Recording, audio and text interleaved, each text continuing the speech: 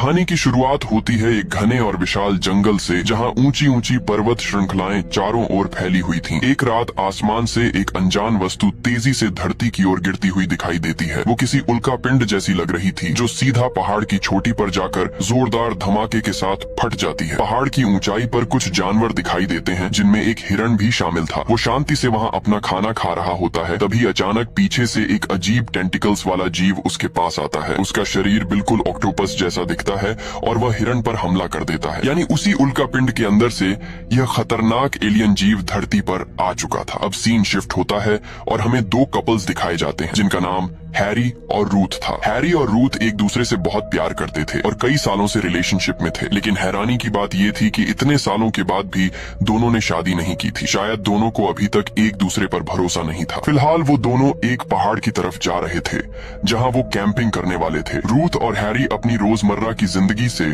थोड़ा थक चुके थे। रोज का वही काम, वही तनाव। इसी टेंशन को दूर करने के लिए दोनों ने सोचा कि कुछ दिन नेचर के बीच बिताए जाए। जिस माउंटेन पर वो जा रहे थे वही जगह थी जहां वो रहस्यमयी ऑब्जेक्ट आसमान से गिरा था। यानी साफ था कि अब उनकी जिंदगी खतरे में पड़ने वाली है। आगे बढ़ते हुए हैरी और रूथ रास्ते में एक छोटे से रेस्टोरेंट पर रुकते हैं, जो पहाड़ के नीचे की तरफ था। वहां दोनों ने ब्रेकफास्ट किया और कुछ खाना पैक करवा लिया, ताकि कैंपिंग साइट पर पहुंचकर आराम से खा सकें। दोनों वहां शांति से बैठे हुए थे। तभी रेस्टोरेंट के मालिक का बेटा अजीब तरह से बर्ताव करने लगा। वो काफी डरा हुआ लग रहा था। जैसे ही उसने हैरी और रूथ को देखा, वह बार बार कहने लगा माउंटेन के ऊपर कुछ गिरा था। वो बहुत तेजी से आया और पहाड़ के अंदर गायब हो गया। अब हैरी और रूथ उस बच्चे की बातों को समझ ही नहीं पाए। तभी बच्चे की माँ उसे पुकारती है और वह डरकर तुरंत दूसरी ओर भाग जाता है। हैरी इन सब बातों को नजरअंदाज करते हुए रूथ से कहता है, बच्चे तो कुछ भी बोल देते हैं, कभी कभी अपने दिमाग में कहानियां बना लेते हैं जो असल में होती ही नहीं, इसलिए उसकी बात पर ध्यान देने की जरूरत नहीं है। लेकिन रूथ तो पहले से ही डरी हुई थी और अब उस बच्चे की बात सुनकर उसका डर और बढ़ गया। ब्रेकफास्ट खत्म करने के बाद दोनों कार में बैठते हैं। रूथ अब भी चिंतित थी कि यह जगह सुरक्षित है या नहीं। हैरी उसे समझाते हुए कहता है, मैं पहले भी कई बार यहाँ कैंपिंग के लिए आ चुका हूँ, यहाँ किसी भी तरह का खतरा नहीं है। वह रूथ को उसके प्रोफेशन का उदाहरण देते हुए कहता है, तुम एक सर्फर हो,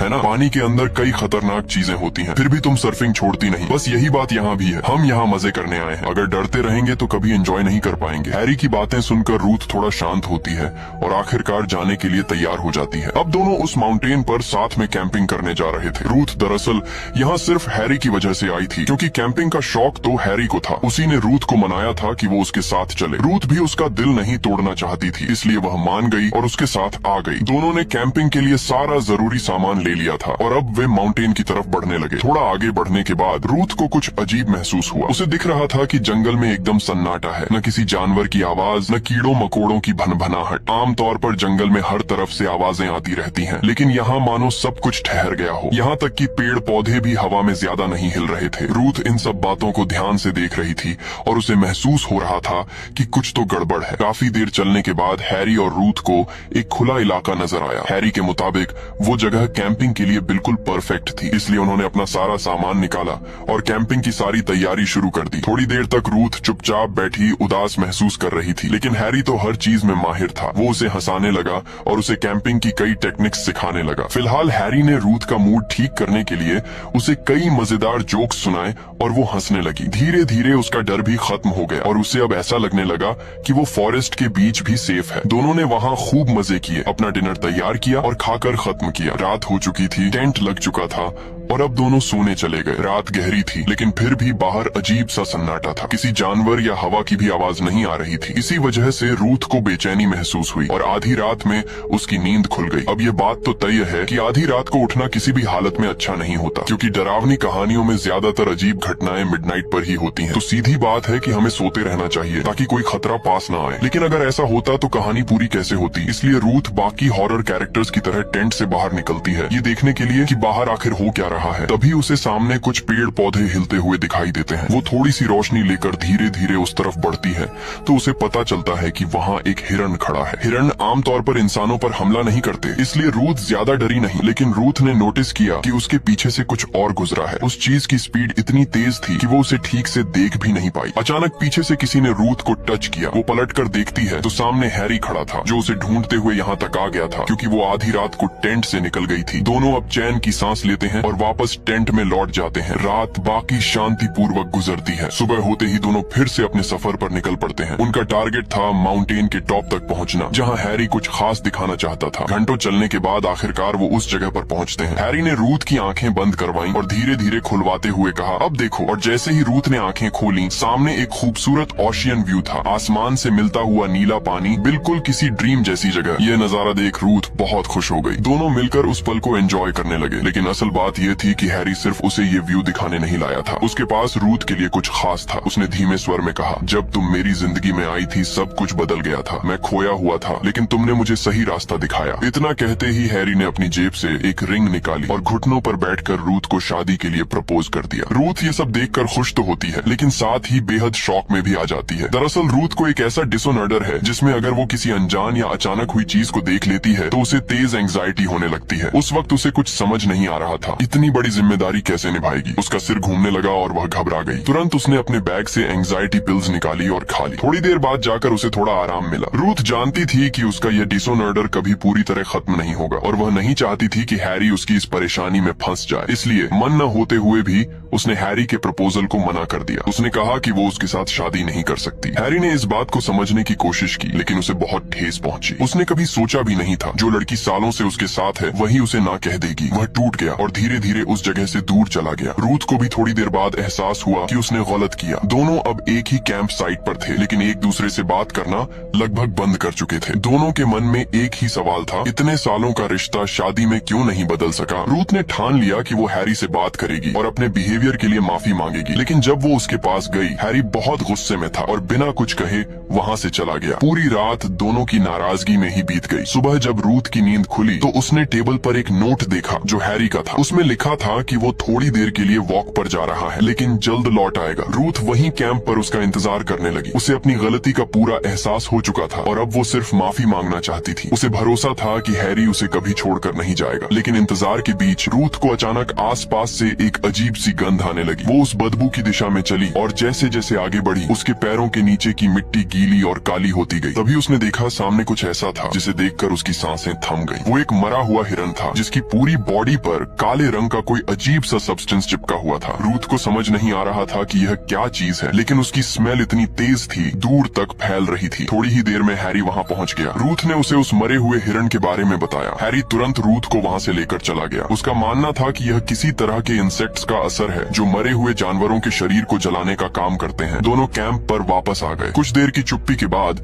उन्होंने एक दूसरे से बात शुरू की और पिछली रात की नाराजगी के लिए सॉरी कहा। ऐसा लग रहा था कि अब सब कुछ पहले जैसा हो गया है। दोनों ने एक दूसरे को गले लगाया और उस पल को एंजॉय करने लगे। उन्होंने एक वादा किया, चाहे जो भी हो अब वो हमेशा साथ रहेंगे। सुबह होते ही हैरी ने नाश्ता तैयार किया ताकि उनकी बॉडी एनर्जी में बनी रहे। इस बीच रूथ को जोरदार अनकंफर्टेबल होने लगा। उसने हैरी से कहा कि वो थोड़ा टहल कर आती है ताकि फ्रेश महसूस कर सके। हैरी ने उसे जाने की इजाजत दे दी, लेकिन कहा कि ज्यादा दूर मत जाना। रूथ धीरे धीरे पास वाले इलाके में चलने लगी। चारों तरफ हरियाली थी और हवा में हल्की ठंडक थी। चलते चलते उसकी नजर कुछ बेहद खूबसूरत फूलों पर पड़ी। वो फूल इतने अनोखे थे कि उसने पहले कभी नहीं देखे थे। उनकी सुगंध भी बहुत अलग थी। वो उन फूलों को देखकर खुश हो गई और उनमें से कुछ फूल तोड़कर अपने साथ रख लिए ताकि हैरी को दिखा सके। तभी उसकी नजर थोड़ी दूर एक गुफा पर पड़ी। गुफा के अंदर से कुछ अजीब आवाजें आ रही थीं, जैसे कोई हल्की गुनगुनाहट या कंपन। रूथ को जिज्ञासा हुई और वो धीरे धीरे उसकी तरफ बढ़ने लगी। गुफा के अंदर नीले रंग की रोशनी जैसी चमक दिखाई दे रही थी जो दीवारों पर पड़ रही थी। रूथ को समझ नहीं आ रहा था कि ये चीज क्या है, पर उसकी जिज्ञासा डर से ज्यादा थी। इसलिए उसने थोड़ा हिम्मत जुटाया और बिना हैरी को बताए गहरी सांस लेकर उस गुफा के अंदर चली गई। अंदर एकदम सन्नाटा था। बस ऊपर से हल्की सी सूरज की किरणें गुफा में पड़ रही थीं, जिससे अंदर की हर चीज साफ साफ दिखाई दे रही थी। अब रूथ को वही ब्लू सब्सटेंस दिखता है जो उसने बाहर देखा था। पास जाकर ध्यान से देखने पर पता चला ये कोई लिक्विड टाइप मटेरियल है जो बहुत अजीब तरीके से ग्लो कर रहा था। रूथ ने एक स्टिक से उसे टच करके चेक किया, लेकिन तभी पीछे से एक अनजान आवाज आई। जब वो पलटी तो सामने जो उसने देखा उसे देखकर रूथ के होश उड़ गए। वो घबरा गई और जोर से चीखने लगी, लेकिन उसी मोमेंट के बाद से किसी को पता नहीं चला कि रूथ के साथ क्या हुआ। काफी देर बीत गई। हैरी अब तक उसका वेट कर रहा था, लेकिन रूथ वापस नहीं आई। वो चिंतित हो गया और उसी रास्ते पर निकल पड़ा जहाँ रूथ गई थी। चलते चलते उसे वही गुफा दिखाई दी, लेकिन हैरी को अंदर जाने की जरूरत नहीं पड़ी क्योंकि सामने की तरफ ही रूथ खड़ी थी, एकदम अजीब और खाली निगाहों से देखती हुई। हैरी फौरन उसके पास पहुंचा और बोला, तुम यहाँ क्या कर रही थी? मैं कब से तुम्हें ढूंढ रहा हूँ। पर रूथ चुप रही। उसके चेहरे पर एक अजीब सी गंभीरता थी, जैसे वो किसी और ही सोच में खो गई हो। हैरी को लगा लगा शायद उसे फिर से एंजाइटी अटैक हुआ है, इसीलिए उसने बात को वहीं खत्म किया और रूथ को लेकर वापस कैंपिंग साइट पर चला आया। वो दोनों खाना खाकर टेंट में सो गए, लेकिन रात के बीच में हैरी की नींद खुल गई। उसने देखा कि रूथ टेंट में नहीं है। वो एक मशाल लेकर जंगल में उसे ढूंढने लगा। हर तरफ रूथ का नाम पुकारता हुआ आगे बढ़ता गया। कुछ ही देर बाद उसने देखा रूथ सामने खड़ी थी और उसके हाथ में एक नाइफ था। हैरी डर गया और बोला, तुम आधी रात को जंगल में ये चाकू लेकर क्या कर रही हो? रूथ ने ठंडे चेहरे से जवाब दिया, मुझे लगा कोई जंगली जानवर हमारे पास आ गया है, मैंने बस अपनी सेफ्टी के लिए ये पकड़ा है। वो दरअसल हैरी पर नजर रख रही थी, कहीं उसे कोई नुकसान न पहुंचे। हैरी ने जल्दी से रूथ को वापस टेंट में लाया और दोनों सोने चले गए। लेकिन सबसे चौंकाने वाली बात ये थी, पूरी रात रूथ ने अपनी आंखें तक नहीं झपकाई। वो एक पल के लिए भी नहीं सोई। उसका बिहेवियर अब पहले जैसा नहीं रहा था और ये बदलाव ठीक उसी वक्त से आया था जब वो उस गुफा में गई थी और उसने वहाँ कुछ देखा था। वो रहस्यमयी चीज क्या थी, ये थोड़ी देर में साफ हो जाएगा। अगले दिन जब दोनों अपनी यात्रा आगे बढ़ा रहे थे, रूथ पूरे रास्ते खामोश रही। उसका ये अजीब सा बर्ताव कई घंटों तक जारी रहा, लेकिन आखिरकार वो हैरी के पास आई और बोली उसे अपने पिछले बर्ताव के लिए माफ कर दे। उसने कहा कि उसने हैरी के खूबसूरत प्रपोजल को ठुकराकर बहुत बड़ी गलती की थी और अपने डिसऑनर की वजह से उसे परेशान किया। फिर रूथ मुस्कुराकर बोली, अब वो सच में बहुत खुश है और हैरी से शादी के लिए तैयार है। ये सुनकर हैरी की खुशी का ठिकाना नहीं रहा। रूथ ने कहा कि वो चाहती है कि हैरी उसे वैसे ही दोबारा प्रपोज करे, उसी खूबसूरत व्यू फ्रेम के सामने जहां उसने पहले किया था, ताकि वो उस पल को पूरी तरह महसूस कर सके। हैरी ने बिना देर किए रूथ को लेकर फिर से उस ओशियन व्यू पॉइंट पर पहुंचाया। हवा में ठंडक थी, माहौल बेहद शांत और खूबसूरत। हैरी ने मुस्कुराते हुए अपनी रिंग निकाली और रूथ की ओर बढ़ाया। रूथ ने रिंग को एक्सेप्ट कर लिया, लेकिन उसके चेहरे पर एक अजीब सी ठंडक थी और वो लगातार हैरी को घूर रही थी। हैरी जैसे ही खड़ा हुआ, रूथ ने अचानक उसे जोर से धक्का दे दिया। वो सीधा नीचे की खाई में जा गिरा। ऊंचाई से गिरने और पत्थरों से टकराने के बाद हैरी की वहीं मौत हो गई। रूथ उस ऊंचाई से नीचे देखते हुए बस हैरी को निहारती रही। किसी को नहीं पता कि उसके दिमाग में क्या चल रहा था या उसने ऐसा क्यों किया। ये सब एक रहस्य था जो जल्द ही सामने आने वाला था। हैरी के गिरने के बाद रूथ घबरा गई और बुरी तरह से जंगल के अंदर भागने लगी। उसे समझ नहीं आ रहा था कि वो कहाँ जाए। कई दिनों से उसने ठीक से खाना नहीं खाया था, न पानी पिया था, न नींद ली थी। थकान और सदमे की वजह से वो अचानक बेहोश हो गई और उसका सिर एक पत्थर से टकरा गया। वो वहीं जमीन पर गिर पड़ी। कुछ देर बाद दो बुजुर्ग टूरिस्ट उस रास्ते से गुजरे। उन्होंने रूथ को देखा और तुरंत उसकी मदद के लिए दौड़ पड़े। उन्होंने उसे उठाया और पानी पिलाया और देखा कि उसके सिर पर गहरी चोट है। दोनों ने तय किया कि चाहे कुछ भी हो जाए, वे इस लड़की को बचाएंगे। लड़की बहुत यंग लग रही थी और साफ दिख रहा था उसके साथ हाल ही में कुछ बुरा हुआ है। थोड़ी देर बाद जब रूथ को होश आया तो उन्होंने पूछा कि उसे किसने मारा या क्या हुआ था, लेकिन रूथ ने ऐसा दिखाया जैसे उसे कुछ याद ही नहीं। बुजुर्ग दंपति को लगा कि उसकी याददाश्त चली गई है, इसलिए वो उसे अपने साथ अपने कैंपिंग साइट पर ले आए। रात होते होते उन्होंने उसे आराम करने दिया, खाना और पानी दिया ताकि वो थोड़ा सहज महसूस करे। लेकिन उन्हें क्या पता था कि रूथ के अंदर कितने गहरे रहस्य छिपे हैं। वो दोनों उसके सामने बैठकर बातें करने लगे और रूथ चुपचाप उन्हें देखती रही। कुछ देर बाद अचानक रूथ ने पास रखी एक चाकू उठा ली। बुजुर्ग दंपति घबरा गए। उन्हें लगा कि शायद वो उन पर हमला करने वाली है, लेकिन तभी उन्होंने देखा कि रूथ का ध्यान किसी और दिशा में था। झाड़ियों के पीछे से कुछ आवाजें आ रही थीं और अगले ही पल वहाँ से कोई बाहर निकला। वो कोई और नहीं बल्कि हैरी था। अब ये सबसे चौंकाने वाली बात थी, क्योंकि हमने साफ देखा था कि रूथ ने खुद हैरी को उस ऊंचाई से नीचे धक्का दिया था और वहीं उसकी मौत हो गई थी। फिर आखिर हैरी जिंदा होकर यहाँ कैसे आ गया? रूथ का चेहरा डर से सफेद पड़ गया। वो पीछे हटने लगी, जबकि वो बुजुर्ग दंपति उसके सामने खड़े होकर उसे बचाने की कोशिश करने लगे। ओल्ड लेडी रूथ को लेकर किनारे हट गई, जबकि ओल्ड मैन आगे बढ़कर हैरी को रोकने की कोशिश करने लगा। हैरी जरा भी डरा नहीं था। वो सीधा उस बूढ़े आदमी के पास पहुंचा और अचानक अपने हाथ से एक ब्लेड निकाल लिया। ये ब्लेड कहाँ से आया किसी को नहीं पता था। अगले ही पल उसने बेरहमी से उस तेज ब्लेड को उसके शरीर पर चला दिया। बूढ़े आदमी की बॉडी दो हिस्सों में बट गई थी। ये नजारा इतना भयानक था कि बूढ़ी औरत और रूथ दोनों की चीखें निकल गईं। रूथ डर के मारे पास के एक पेड़ के पीछे जाकर छुप गई, लेकिन जिसके हाथ में अभी भी वो ब्लेड था अब उस बूढ़ी औरत की तरफ बढ़ने लगा। उसने जोर से चिल्लाकर कहा, अगर रूथ बाहर नहीं आई तो मैं इसे भी नहीं छोड़ूंगा। रूथ के पास अब कोई रास्ता नहीं था। वो डरते हुए पेड़ के पीछे से बाहर निकली, पर हैरी ने फिर भी दया नहीं दिखाई। उसने उस औरत को भी बेरहमी से मार दिया। लेकिन सबसे डरावनी बात यह थी कि वह ब्लेड हैरी के हाथ में नहीं था, वो उसके शरीर से ही निकल रहा था। उसकी स्किन के अंदर से जैसे कोई कोई नुकीली चीज बाहर आई हो। अब हैरी उसी ब्लेड के साथ रूथ के पास पहुंचा और गुस्से में बोला, तुम्हें मेरे बारे में कैसे पता चला? रूथ कांपते हुए सच्चाई बताने लगी। उसने कहा, जब मैं उस दिन जंगल में वॉक करने गई थी, मुझे एक गुफा मिली थी। उसके अंदर कुछ नीला चमकता हुआ लिक्विड था। मैं उसे देखने के लिए अंदर गई और तभी मैंने कुछ ऐसा देखा जिससे मेरी चीख निकल गई थी। वो चीज कोई और नहीं बल्कि हैरी की असली डेड बॉडी थी। वो वही था, वही कपड़े, वही चेहरा, लेकिन उसका शरीर पूरी तरह से काले पदार्थ से ढका हुआ था, जैसे किसी ने उसके ऊपर कुछ चिपका दिया हो। रूथ को तभी समझ आ गया था कि कोई या कुछ उसकी बॉडी को होस्ट की तरह इस्तेमाल कर रहा है। ये दृश्य देखकर उसे बहुत